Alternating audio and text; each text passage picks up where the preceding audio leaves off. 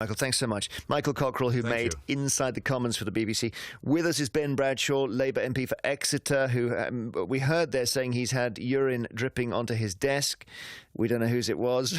Jess Phillips is Labour MP for Birmingham Yardley. Let me start with you, Ben. That did sound terrible, actually. Well, it's happened twice in the last 2 years, Jeremy, and it was as a result of Victorian copper piping simply having been so badly corroded. My office is below a gents on the floor above, and it was more than dripping, it was pouring. The you said pouring, and I said to the editors, that can't be pouring, but it was pouring, was it? Yeah, because it was straight from urinals coming straight into my office, down the walls, dripping from the ceiling, and we had to clear out. We couldn't use the office for a while, and it's just emblematic of the problem facing the place. And I mean, I have to say, I do think the public would not understand it if MPs didn't go for the most cost-effective option of all of us moving out, plus the Lords. And also, that gives us an opportunity to do something rather interesting and exciting. Look, I mean, why don't we ask the best architects? We have the best architects in the world in Britain, to do a design competition about either moving back in and doing something like the brilliant British architect Norman Foster has done in the German Parliament in Berlin, where they've kept the shell, but they've created this fantastic modern Parliament with a lovely glass dome, with the public walking up this stairway, this spiral stairway. The symbolism of that, the public being in charge, looking in on a transparent, open process. I'm not an expert, I'm not a designer, I'm not an architect, but surely we've got the brains in this country to do something really interesting with that place, and that would also be the cheapest option. Jess Phillips, what's your worst Parliament falling apart story? Well, I've only been there for 5 weeks, so I can't really say that I've noticed that it's particularly crumbling. I haven't had any urine pouring through my ceilings, although I feel terribly sorry for Ben for that. But, I mean, I'm not a civil engineer, and I haven't been in the bowels of the building, so I haven't noticed it completely falling down. And do you think if they repair it the cheapest way they can, as Ben says, you have to get everyone out, I'm guessing you're going to tell us Birmingham will be a good place. Well, one thing I don't like about this debate is the complete and utter assumption that if we all have to move out for 6 years, that we just stay in London.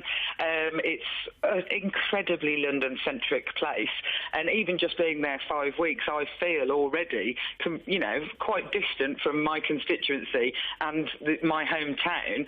It's amazing how quickly you become part of that Westminster idea, and I don't think it would hurt some of the people in Westminster to maybe travel out to the other areas and see how the other half live, I suppose.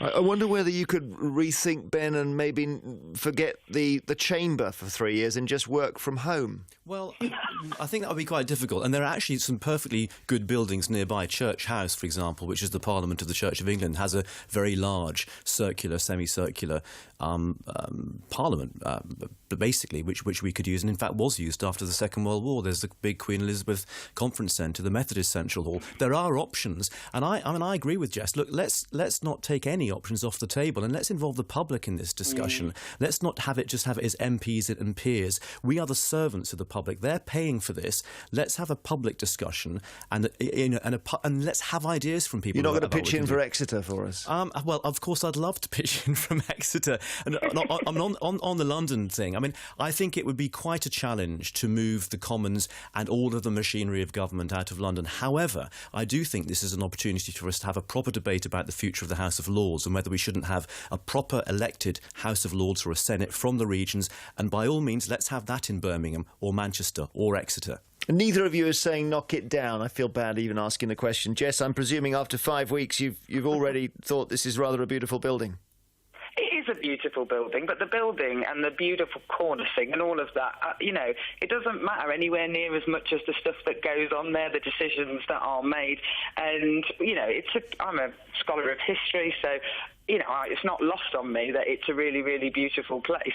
But how many people in the country actually ever go there? Oh. And it would still remain a historic building, regardless of whether we're there making the decisions or not. OK, could you keep the building and move everyone out permanently, Ben? No, maybe not. Well, why not? I mean, we've got to do what's cheapest, easiest and best for the country to carry on running. I don't think we should rule anything out, Jeremy. And that building was built in the 19th century when Parliament was basically a gentleman's club. It still resembles, in my view, a gentleman's club rather than a workplace for people to do a proper job. Now, if an architect, we have the most brilliant ones in the world, can design something inside that shell that works and functions well as a modern Parliament, then I wouldn't be in favour of us leaving London or leaving Westminster. But if they can't, let's not rule that out. Thank you very much indeed, Ben Bradshaw, Labour MP for Exeter, and Jess Phillips, the new Labour MP for Birmingham Yardley, talking about Parliament, what needs to happen. It's got to be repaired in some way. Should they move out, and if so, to where?